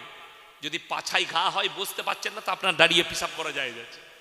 কথাটা বুঝতে পেরেছেন? আপনি বাজারে এমন জায়গায় গেছেন, সেখানে দাঁড়িয়ে না পেশাব করলে আপনি অপবিত্র হয়ে যাবেন। সেখানে আপনাকে দাঁড়িয়ে পেশাব করে নিতে হবে, যেন নাজাসাত না লাগে। এমন জায়গায় পৌঁছেছেন, সেখানে আপনার পেশাব করার কন্ডিশন নেই, সেখানে আপনি পায়খানা ঘরে ঢুকে প্যান্ট খুলে পেশাব করলেন। পরিস্থিতি হিসাবে নবীজি দাঁড়িয়ে পেশাব করেছেন, সেটার পরিস্থিতি, কাল, পাত্র সব আলাদা। বসে পেশাব করা সুন্নত। কি সুন্নত? তা বলে এটা নয় যে ইয়াসিন ভাই বলে গেছে দাঁড়িয়ে পেশাব করা চলবে, যে কাল থেকে দাঁড়িয়ে পেশাব করবে, কুকুরের মতো মার খাবে। না, আমার বন্ধুগণ, আমার ভাই, ওই জন্য অনুরোধ করছি, যাত্রার কথা শুনবেন না। এরপরে আমি বলি, সবাই আমরা মুমিন হব। জোরে বলুন ইনশাআল্লাহ। মুমিন হন। নামাজ 5 ওয়াক্তের ফরজ। যার নামাজ নাই তার মধ্যে ইসলাম নেই। অনেক মানুষ মনে করবে নামাজের দ্বারা কি ফায়দা আছে। আল্লাহর কসম, কোরআনে আছে, ইন্নাস সালাতা তানহা আনিল ফাহশাই ওয়াল মুনকার। নিশ্চয়ই নামাজ এমন একটা ইবাদত, মানুষ নামাজ পড়তে লাগলে নামাজ থেকে খারাপ কাজ থেকে সরিয়ে ভালো কাজের দিকে নিয়ে যায়। নামাজটা দিকে ভালো কাজে নিয়ে যাবে, এটা নামাজ। আমার বন্ধুগণ, আজকে দেখুন বর্তমান পরিস্থিতিতে কিয়ামতের আলামতগুলো কটা প্রকাশ পেয়েছে। 1 নম্বর, মসজিদ কার ঘর বাবা? আল্লাহর ঘর। আল্লাহর নবী বললেন, যখন কিয়ামত কাছে আসবে, মসজিদের ভেতরে 1 নম্বর আলামত, তারা কি করবে? মসজিদের ভেতরে দুনিয়াদারির কথা বলবে। কিসের কথা বললাম? দুনিয়াদারি। জুম্মায় ইমামের খুতবা চলছে, কিছু ছেলে গল্প করছে, কিছু মানুষ গল্প করছে, ঠিক বললাম না? কিয়ামতের আলামত। নাম্বার 2, রাস্তাঘাটে নারী আর পুরুষ গাধার মতো জিনা করতে লাগবে। কিসের মতো বললাম বাবা? গাধা। গাধার মতো জিনা করতে লাগবে। এখন জিনা শুরু হয়ে গেছে গাধার মতো, মানুষ গাধার মতো জিনা করছে রাস্তাঘাটে। নাম্বার 3, সাহাবীরা বললেন ইয়া রাসূলুল্লাহ, এমনও যুগ আসবে যে নারী পুরুষ গাধার মতো জিনা করবে? নবীজি বললেন অবশ্যই 100% আসবে। নাম্বার 3, পরকিয়া আম হয়ে যাবে সমাজের বুকে, পরকিয়া বেড়ে যাবে। নাম্বার 4, হারাম আওলাদের সমাজের বুকে বেড়ে যাবে। নাম্বার 5, নারীর সংখ্যা বেড়ে যাবে, পুরুষের সংখ্যা কমে যাবে। বর্ধমানে আমার বন্ধুর নার্সভূম আছে, আশা নার্সভূম, নাসির ভাই সেদিন আমার সাথে জলসায় গিয়েছিল। আমি বললাম নাসির ভাই একটা তথ্য বলবেন? বলে বলুন তো। আমি বললাম এই 2025 সালে আপনার নার্সভূমে কত পার্সেন্ট বেটা ছেলে হয়েছে আর কত পার্সেন্ট মেয়ে ছেলে জন্ম নিয়েছে? এত সিজার হচ্ছে রোজ 4টা 5টা 10টা করে। কি বললো জানেন? 70% মেয়ে, 30% ছেলে। কত পার্সেন্ট বললাম? 100টার মধ্যে 70টা মেয়ে হয়েছে, 30টা ছেলে হয়েছে। কিয়ামতের পূর্বে নারীর সংখ্যা বেড়ে চলে যাবে, পুরুষের সংখ্যা কম হয়ে যাবে। কিয়ামতের মারাত্মক আলামত।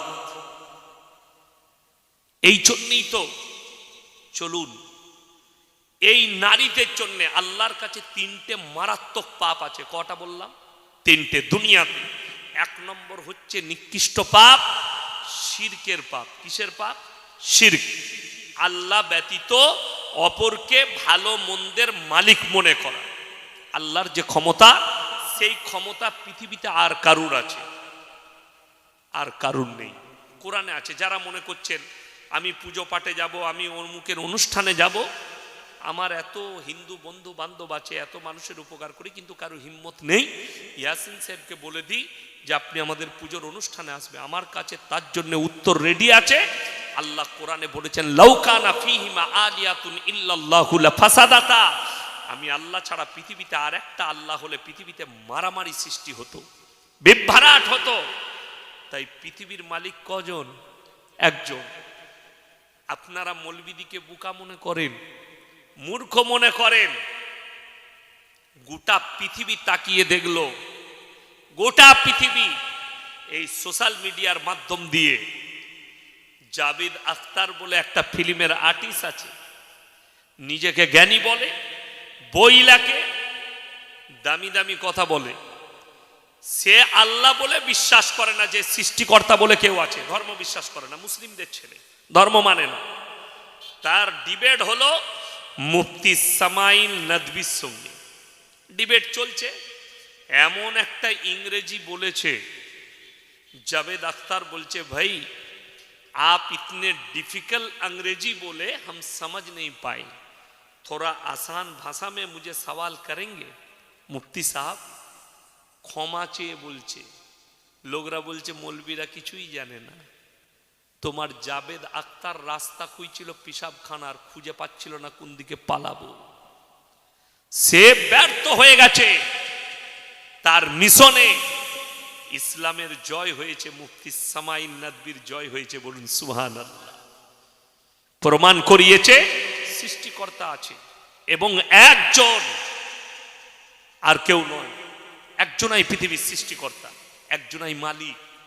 অনেকজন মালিক হলে আল্লাহ কোরআনে বললেন লাউকানা ফীহিমা আলিয়াতুন ইল্লাল্লাহু লাফাসাদাতা। আমি আল্লাহ ছাড়া আর একটা যদি আল্লাহ হতো, পৃথিবীতে মারামারি আর বিভ্রাট সৃষ্টি হয়ে যেত। ওই জন্য আমি আল্লাহ ছাড়া পৃথিবীতে আর দ্বিতীয় কোনো আল্লাহ নেই। এবং আল্লাহর যে ক্ষমতা, বাচ্চাকে দান করেন, কথা বলে বাচ্চাকে দেয় আল্লাহ। আমাদেরকে সৃষ্টিকে করেছেন আল্লাহ। হায়াতের মালিককে, মওতের মালিককে, রুজির মালিককে, গোটা পৃথিবীর সবকিছুর মালিক আল্লাহ। আপনি যদি মনে করেন যে না না আমি ইনকাম করছি, যখন রুজির মালিকটা আমি, সঙ্গে সঙ্গে আপনি কুফরি করলেন, শিরক করলেন। না, রুজি আল্লাহ দান করেন। এটা যাদের বিশ্বাস নেই তারা সকালবেলায় উঠে দেখুন, একমাত্র মানুষই আল্লাহর এমন একটা মখলুক যাকে পরিশ্রম করে ইনকাম করে খানা খেতে হয়। ঠিক বললাম না? আচ্ছা, আপনি সকালবেলায় টাকা ইনকাম করে এনে বউকে দিয়ে দিলে, ভাতের হাঁড়িতে ভরে দিলে ভাত হয়ে যাবে? চাল কিনতে হবে, বাজারটা এনে দিতে হবে, বিবিকে চুলা জ্বালাতে হবে, বিবিকে রান্না করতে হবে, তারপরে প্লেটে খানা। আল্লাহর কসম, একবার সকালবেলায় ফজরের পরে গাছের দিকে তাকিয়ে দেখো, একটা পাখি বসে থাকে, আল্লাহ তাকে বিনা পরিশ্রমে রুচি দান করে। শুধু তাই নয়, সে তো 4-5টা দানা খায়, পেট ভরে যায়। সমুদ্রের তলে 3 ভাগ প্রাণী আছে, তার মধ্যে সব থেকে বড় প্রাণীর নাম হচ্ছে নীল তিমি। এই নীল তিমি 24 ঘন্টায় বিজ্ঞান বলছে 100 কুইন্টাল খাবার খাবে। কে রুজি দান করেন? আমার আল্লাহ। 3 ভাগ প্রাণীকে আমি আল্লাহ রুজি দান করি। আর তোমরা আমার উপরে বিশ্বাস করো না? একটা মানুষকে আমি আল্লাহ রুজি দিতে পারি না। এই আল্লাহ ছাড়া অপরকে ভালো মন্দের মালিক মনে কর। আপনাদের 24 পরগনায়, বর্ধমানে, বীরভূমে, মুর্শিদাবাদে অনেক জায়গায় আছে, বেকা গাছের নিচে মাটির ঘোড়া রেখেছে, আগরবাতি, মোমবাতি, চাদর টাঙিয়েছে, সেখানে মুসলিমরা সিজদা করছে, ভালো মন্দ চাইছে। ইমানদারির সঙ্গে বলবেন, আমি ইয়াসিন এখন বেঁচে আছি না মারা গেছি? বেঁচে আছি, কথা বলছি যখন আমার মধ্যে প্রাণ আছে। এখন ভাইজান যদি আমাকে বলে হুজুর 100 টাকা দেন, পারবো না? পারবো না, পকেট থেকে বার করে দিতে পারবো। আচ্ছা, আমি যদি মারা যাই পারবো? আমি মারা গেছি, ইনি চাইলে আর পারবো দিতে? কেন পারবো না? আমার আর ক্ষমতা নেই। এইটা যদি মুসলমান বুঝতে পারে যে হুজুর বেঁচে থাকলে 100 টাকা দিতে পারতো চাইলে, হুজুর মারা গেছে চাইলে দিতে পারবে না, তাহলে আমার কবরে কি করে ভালো মন্দ চাইবি? কথা বুঝাতে পারলাম? আমি গুদা বাংলায় বয়ান করছি। তাহলে আমি মারা গেছে ইয়াসিন, আমার কবরে কি করে ভালো মন্দ চাইবে?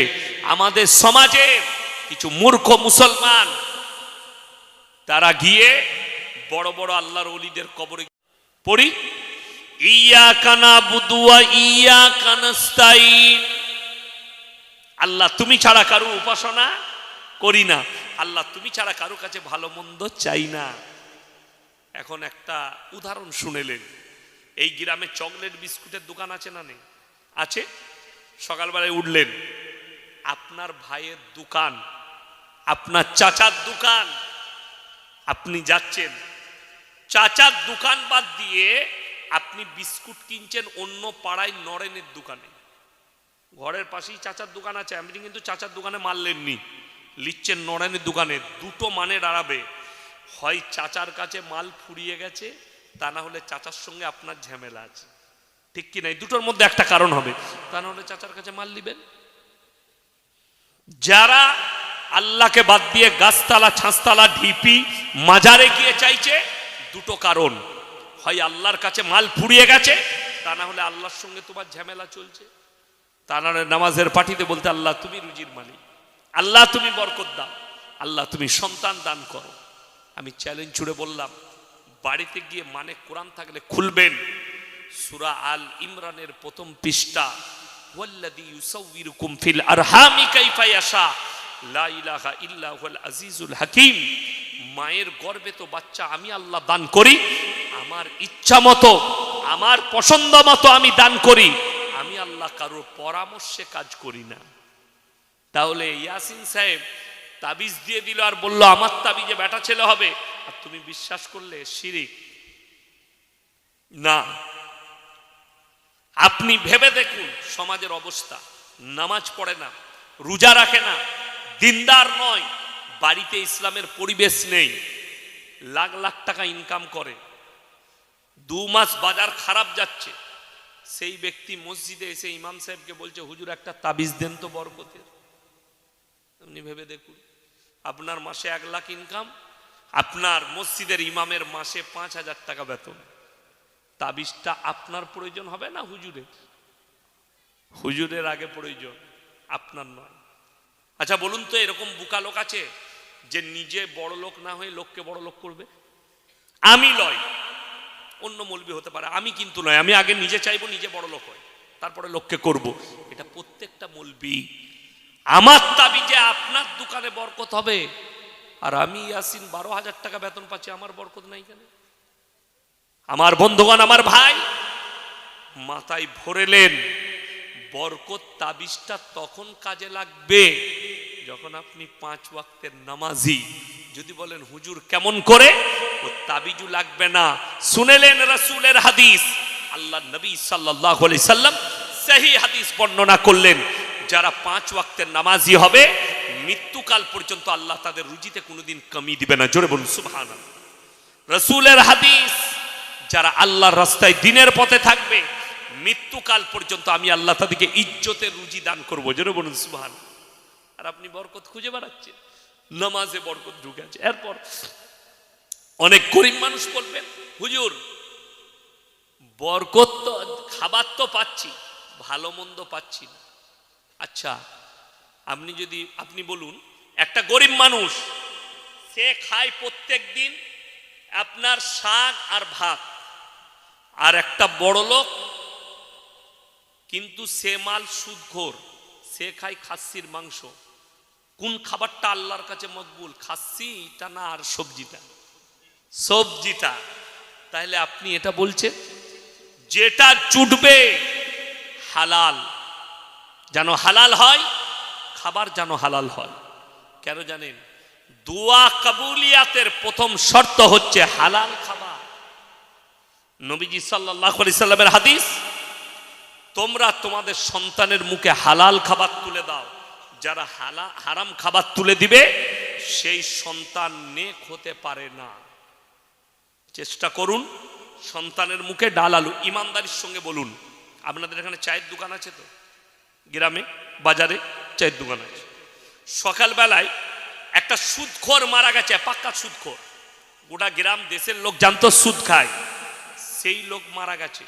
সে চায়ের দোকানে তার বেটা বসে আছে। আচ্ছা, সে বুক ফুলিয়ে বলতে পারবে আমার আব্বা হালাল খাইয়ে মানুষ করেছে? বলতে পারবে না, লজ্জা হবে তার, এ কথা বলতে পারবে না। আর একটা লোক সবজি বিক্রি করে, সকালবেলায় গিয়ে দেগঙ্গা বাজারে, স্বরূপনগর বাজারে আলু বিক্রি করে। লোকটা বেটা দিকে একটা বাড়ি করে দিয়েছে, তাছাড়া কিছুই দিয়ে যেতে পারেনি। তার বেটা চায়ের দোকানে গর্ব করে বলবে আমার আব্বা কিছু না দিয়ে যেতে পারে, আমাদেরকে হালাল খাইয়ে মানুষ করেছে, এটা বুক ফুলিয়ে বলতে পারবে, ঠিক কিনা? তাহলে মূল্যটা কার বেশি হিসেব করুন। রুজি বলে দিই ইজ্জতের কাকে বলে? মৌলবীদের বেতন সব থেকে কম সমাজে, ঠিক বললাম না? কিন্তু খাবার দস্তরখান সব থেকে ভালো আমাদের, ভালো নয়? কথা বলে ভালো। জলসায় গিয়ে বক্তারা মজমাই খায় না শ্রোতারা মজমাই খায়? শ্রোতারা। বক্তারা কোথায় খায়? কামরায়, দস্তরখানে, প্লেট আলাদা, সবকিছু আলাদা। এটা আল্লাহর তরফ থেকে, আল্লাহ রসুলের হাদিস। আল্লাহর রাস্তায় দিনের পথে যারা থাকবে আল্লাহ তাদেরকে ইজ্জতের রুজি দান করবে। আপনি আজকে যে তাবাররুকটা খাবেন, আপনাকে বলে দিই, বাড়িতে আপনি যা খান, দেশি মুরগি, পোলাও যা খাবেন খান। একদিন খালি এলাকায় কোনো মাদ্রাসা থাকলে আপনি যান, সেই মাদ্রাসায় গিয়ে খালি ঘ্যাঁট খেয়ে আসুন। ঘ্যাঁট, পুঁই শাক আলু দিয়ে ঘ্যাঁট করে দিয়েছে, একটু ডাল দিয়ে দিয়েছে। অনেক বড় লোক বলে কি করে রাঁধলে হুজুর, দারুণ মজা তো। আর গিয়ে বউকে রাঁধতে বলো, মজা হবে না। ওই মজাটা, ওই টেস্টটা হচ্ছে এখলাসের। কিসের বললাম? এখলাস, হালাল এখলাস। আপনি মনে করেন না আমি বর্ধমানের মানুষ বলে আপনাদের 24 পরগনার সঙ্গে আমার সম্পর্ক নেই। আপনাদের এখানেই বাদুড়িয়ায় কলিঙ্গায় একটা মাদ্রাসার আমি ডাইরেক্টর, মাদ্রাসাটা আমি চালাই। ওখানে মাদ্রাসা আছে কলিঙ্গাতে, মাদ্রাসা তাজবিদুল কোরআন কলিঙ্গা। এতিম মিসকিন বাচ্চা থাকলে আপনি পাঠাবেন, আমার নাম করবেন। মিজান ভাই আছেন, দায়িত্ব দিয়েছি, মিজান ভাই চালাচ্ছেন, আমি সবকিছু দেখভাল করি। একদম কেউ নেই, মা বাপ নেই, আপনাকে 1 টাকা লাগবে না, আপনি বাচ্চাকে পাঠান, আপনার ছেলে মানুষ করে দেবো, হাফেজে কোরআন করে দেবো, আলেম করে দেবো। এই মাদ্রাসার দায়িত্ব নিয়েছেন। বর্ধমানে আরো একটা মাদ্রাসা মেয়েদের করছি, স্কুল এবং নার্সারি স্কুল থেকে একবারই মলনা ফারাগাত পর্যন্ত কাজ চলছে বিল্ডিংয়ে, দোয়া রাখবেন। চলুন, আমি যেটা বুঝাচ্ছি আপনাদিকে, হালাল খাবারে জান্নাত আছে, হারাম খাবারের জান্নাত। আচ্ছা বলুন, যে লোকটা ডাল আলু খেয়েছে সে তাড়াতাড়ি মারা গেছে? কথা বলে না? মৃত্যু কার হাতে? আল্লাহর হাতে। যে লোকটা ভালো মন্দ খাচ্ছে সে আর মরবে না? আপনাদের জানা নাই মাইকেল জ্যাকসনের নাম শুনেছেন? পৃথিবীর বিখ্যাত ড্যান্সার, ব্রেক ড্যান্সার, তার মতো ড্যান্সার এখনো পয়দা হয়নি। বিখ্যাত ব্রেক ড্যান্সার, একটা স্টেজ শো করতো, 60 কোটি 70 কোটি 50 কোটি করে টাকা নিত। তার কাছে এত টাকা, সে বলেছিল আমি 150 বছর বাঁচব, আমাকে কেউ রুখতে পারবে না। তার 50টা ডাক্তার ছিল, শুধু তার বডির প্রত্যেকটা পার্সের ডাক্তার ছিল তার কাছে, সব সময় চেক আপ হতো। আজকে আমরা করোনা এলো, করোনার সময় আমরা মাস্ক পরেছি না পরিনি? Hand gloves, mask. Michael Jackson তার নিজের যুগে কখনো কারোর সাথে ডাইরেক্ট খালি হাতে হ্যান্ডসাপ করেনি, হাতে গ্লাভস পরে। ডাইরেক্ট বেশি কথা বলেনি, মাস্ক পরে কথা বলতো। মশারি এবং ভেন্টিলেশন ঘরে শুতো, সে ঘুমাতো, তার পাশে 10 জন ডাক্তার জেগে থাকতো, তার ঘুমটা খালি করত। 50 বছরই পটল তুলে দিয়েছে। 150 তো দূরের কথা, 100 দূরের কথা, 60 দূরের কথা। 50 বছর বয়সে আল্লাহ তাকে মৃত্যু দিলেন, আর পৃথিবীকে দেখালেন কেউ নিজের ইচ্ছায় পৃথিবীতে বেঁচে থাকতে পারবে না আমার আল্লাহর ইচ্ছা ছাড়া। একটা মানুষের একটা মিনিট ক্ষমতা নেই যে আমি নিজের ইচ্ছায় বেঁচে থাকি। আমার আল্লাহর ইচ্ছায় যতগুলো জানদার আছে সবাই আমরা বেঁচে আছি। কার ইচ্ছায় বললাম? আল্লাহর ইচ্ছায়। তো আল্লাহ তাআলা আপনার কাছে কি চেয়েছেন? ভালো কর্ম চেয়েছেন, ভালো কর্ম, ভালো কাজ। এরপরে আমি বলছি 3টে সাদকা জীবনে করে যাবেন, 3টে সাদকা রেখে যাবেন, কিয়ামতের সকাল পর্যন্ত কবরে শুয়ে শুয়ে নেকি পাবেন। জোরে বলুন সুবহানাল্লাহ। কটা সাদকা বললাম? 3টে। নাম্বার 1, নেক সন্তান। কি সন্তান বললাম বাবা? নেক সন্তান। আপনি মরে যাওয়ার পরে সেই ছেলে আপনার কবর জিয়ারত করবে, সেই ছেলে আপনার জন্য দোয়া করবে, সেই ছেলে দান করবে। আজকে দুঃখ কি লাগে জানেন? বাপ মারা গেছে, বেটা ফজরের পরে মসজিদের দরজায় দাঁড়িয়ে আছে। হুজুর বেরুলো, কি ব্যাপার? হুজুর আমার আব্বার কবরটা জিয়ারত করে দিতে হবে। সে বেচারা জানে না জিয়ারত করতে। আপনি কি সন্তান রেখে গেলেন? ইয়াসিনকে দাওয়াত দিবেন, ঠিক আছে আমার বাপের কবর জিয়ারত করে দেন। আমি গেলাম, দোয়া করে দিয়ে চলে এলাম, জিয়ারত করে দিলাম। কিন্তু ভেবে দেখুন, একটা নেক সন্তান নামাজের পাটিতে সালাম ফিরার পরে আল্লাহর কাছে হাত তুলে বলবে, ওগো আল্লাহ, আমার আব্বাজি তোমার কাছে চলে গেছে, তোমার পেয়ারা হয়ে গেছে। আমার আব্বা খুব ভালোবাসে, খুব ভালো ছিলেন, আমার আব্বাকে ক্ষমা করে দাও। রেওয়ায়েতে আছে চোখের পানিটা গালে গড়ানোর আগে আল্লাহ দোয়াকে কবুল করবেন। জোরে বলুন সুবহানাল্লাহ। কিন্তু দুঃখের বিষয়, আপনার সন্তান, আপনি নামাজ পড়েন, আপনার সন্তান মদের আসরে থাকে, গাঁজার আসরে থাকে, তার মধ্যে দিন নেই। একটা সন্তানের জন্যে, নারী এবং পুরুষের জন্যে, একটা ছেলে এবং মেয়ের জন্যে তার পৃথিবীতে সব থেকে বড় দুশ্মন কে জানেন? ওই মা বাপ যারা ছেলেদের ঘুমের কষ্ট হবে, ঘুমের ডিস্টার্ব হবে বলে তাদেরকে ফজরের সময় নামাজের জন্য তুলে না। আমার ছেলের বয়স 15, ঘুম থেকে তুলো না, এখন ঘুমাক, আর ঘুমের ডিস্টার্ব হবে নামাজে তুললে। এর থেকে বড় দুশ্মন ওই সন্তানের জন্য পৃথিবীতে আর কেউ নেই। এই শীতকালের রাত্রিতে নিজের 13 বৎসর 12 বৎসরের মেয়েকে তুলে দেন, উঠো, উজু করে নামাজটা পড়ে নাও, তারপরে স্কুলের পড়াগুলো একটু পড়বে, কোরআনটা একটু পড়বে। আজকে কষ্টটা কোথায় জানেন আমাদের? আপনি বেটার বউ দেখতে গেছেন, সন্তানের জন্য একটা বৌমা আনবো, বাড়িতে একটা সুন্দর বৌমা নেব। আমাদের সমাজ বলে সুন্দর বৌমা নেব। সুন্দর আখলাক কেউ দেখে না, চেহারাটা সুন্দর দেখে। গিয়ে জিজ্ঞেস করলেন, মা কোরআন পড়তে জানো? জি আমি কোরআন পড়তে জানি। সূরা ফাতিহা শোনাও। আলহামদুলিল্লাহি রাব্বিল আলামিন। শুনিয়ে দিল। মাশাআল্লাহ। মা নামাজ পড়ো? জি। বিয়ে হয়ে গেল। তারপর থেকে তার সন্তান হওয়া, এই শ্বশুরের মৃত্যুকাল পর্যন্ত শ্বশুর আর একদিনও জিজ্ঞেস করলো না মা আজকে নামাজ পড়েছো কি? ঠিক বললাম না ভুল বললাম? তাকে কোনোদিন। তাহলে তোমার বাড়িতে বরকত কি করে আসবে? সেই দাম্পত্য জীবন সুখী কি করে হবে? কষ্ট তো ওইটাই আমাদের আলেমদের। আপনি নবীজি সাল্লাল্লাহু আলাইহি সাল্লামের উম্মত নিজেকে বলছেন। নম্বর 1, নেক সন্তান তৈরি করুন, এটা একটা বহুত বড় সাদকা, নবীজি বলেছেন, হাদিসে আছে। নম্বর 2, বেঁচে থাকতে থাকতে নিজের জন্য সাদকা করে যান। মসজিদ মাদ্রাসা আল্লাহর রাস্তায়, যেখানে দিনের কাজ হবে, যেখানে দ্বীনি আলোচনা হবে, এইসব জায়গায় টাকা খরচ করুন। নম্বর 3, খায়রুকুম মান তাআল্লামাল কুরআন আল্লামাহু, যারা ইলম হাসিল করে এবং অপরের কাছে পৌঁছে দেয়, ইলম হাসিল করে। এই দেখুন আমি এতগুলো কথা বললাম, আমার আগের বক্তা বলল আপনার ব্রেনে যেগুলো ঢুকলো সেটা আপনার দায়িত্ব, ইমানি দায়িত্ব হচ্ছে অপরের কাছে পৌঁছানো।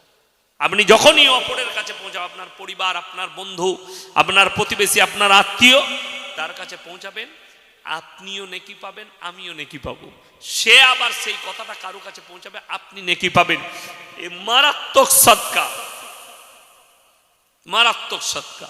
আর কোরআনে আছে, ইন্নাল মুবাদ্দিরিন কানু ইখওয়ানাশ শায়াতিন ওয়া কানাশ শাইতানু লিরাব্বিহি কাফুরা, যারা অপব্যয় করে তারা শয়তানের ভাই। বিসমিল্লাহ। অপব্যয়কারী হচ্ছে শয়তানের ভাই। অপব্যয় কাকে বলে? আল্লাহ আপনাকে হালাল টাকা দিয়েছে, ব্যবসা করছেন, খেতিবাড়ি করছেন, আপনি হালাল ইনকাম করছেন, সেই টাকাটা নিয়ে মদ, গাঁজা, জুয়া, আফিং, হিরোইন, নারীবাজি, গান বাজনা ইত্যাদি ইত্যাদি। আল্লাহ বললেন এরা হচ্ছে শয়তানের ভাই, শয়তান জাহান্নামে যাবে, এরাও জাহান্নামে যাবে। অর্থাৎ আপনাকে আল্লাহ যে টাকা দিয়েছে ওইটা একমাত্র আল্লাহর রাস্তায়, দ্বীনের রাস্তায় এবং নিজের জন্য খরচ হবে, নিজের জন্য। কোরআনে সূরা বাকারার প্রথমেই আছে, আলিফ লাম মিম যালিকাল কিতাবু লা রাইবা ফীহি হুদাল লিল মুত্তাকিন আল্লাযীনা ইউমিনুনা বিল গায়ব ওয়া ইউকিমুনাস সালাহ ওয়া মিম্মা রাযাকনাহুম ইউনফিকুন। আমি যে রিজক দান করেছি সেখান থেকে তোমরা ব্যয় করো, হালাল টাকা থেকে ব্যয় করো, নিজের জন্য খরচ করুন। হালাল টাকা প্রতিবেশীর জন্য, আত্মীয় স্বজনের জন্য, মাদ্রাসা মসজিদের জন্য, কোরআনের জন্য, দ্বীনের রাস্তায় খরচ করুন। আমার বন্ধুগণ, আমি অনুরোধ করব, আপনারা অনেক কষ্ট করে এই মাজমা দিয়েছেন। অনেকজন বলে জলসা জারি রাখতে হবে, মাদ্রাসা জারি রাখতে হবে, মসজিদ, মসজিদ যদি বলেন একটা মুসল্লি 5টা মুসল্লি, তাহলে মসজিদ রেখে কি হবে? না, একজন যদি গ্রামে নামাজ পড়ে তার জন্যই মসজিদ কায়েম থাকবে। একজনের জন্য, একটা লোক ভালো কাজ করে গ্রামে, তার জন্যই মসজিদ থাকবে। 5টা লোক জলসা শুনুন। আমি কেন বললাম যে কেউ কি ডেকে বসাবো না? ডেকে ডেকে জান্নাতে নিয়ে যাওয়া যাবে না। যার ইচ্ছা যাবে সে ফুলের বাগিচায় বসবে, এতে জোর জবরদস্তি নেই। এখানে বসতে হবে ফরজ নয়, এখানে বসলে নেকি পাবেন। একবার সবাই বলুন তো সাল্লাল্লাহু আলাইহি ওয়াসাল্লাম। কেন বললাম? নবীজির উপরে দরুদ পাঠ করা। একবার দরুদ পড়লে 10 বার আপনার উপরে রহমত বর্ষিত হবে। আর একবার বলুন সাল্লাল্লাহু আলাইহি ওয়াসাল্লাম। 10 বার পড়লে 100 বার। ওই জন্য আমার বন্ধুগণ, এই মজমাকে টিকিয়ে রাখার জন্য, আগামী বৎসরের জন্য কোন আল্লাহর বান্দা আছেন একজন যে 5,000 টাকা দিবেন।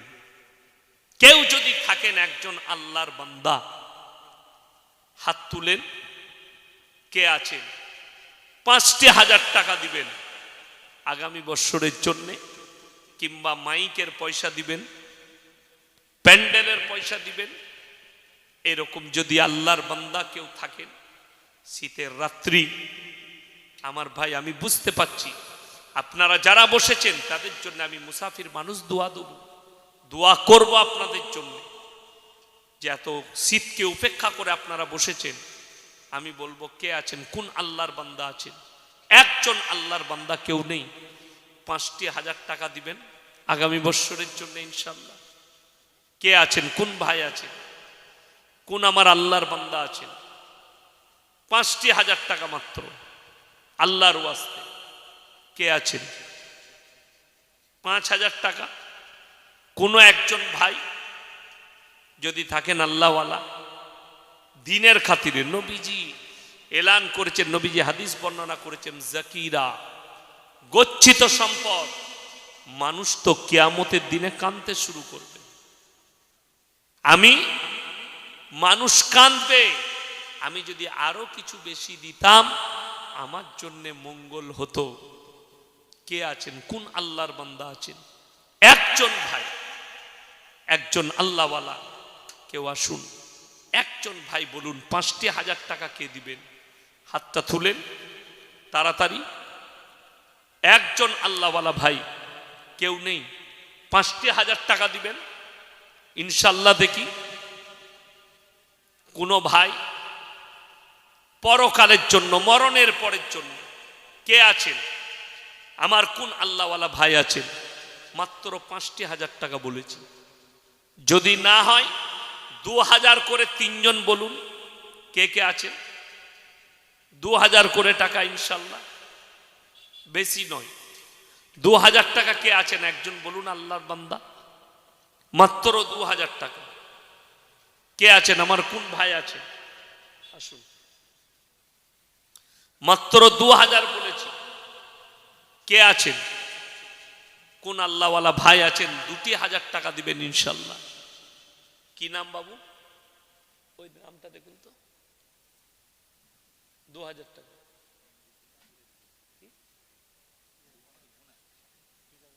ওর নাম বুনাই? সেই ভালো। আচ্ছা জামাই বললেই হবে। আচ্ছা ঠিক আছে। কই আপনি এদিকে বসুন। ভাই 2 নম্বর কে আছেন? 2,000 টাকা একজন হয়েছে। আর একজন 2,000 টাকা কোন আল্লাহর বান্দা নেই? আমি 3 জন চেয়েছি। আর একজন আল্লাহর বান্দা মাত্র 2,000 টাকা, কোন আল্লাহর বান্দা নেই। আর একজন ভাই উনার জুড়ি হবার জন্য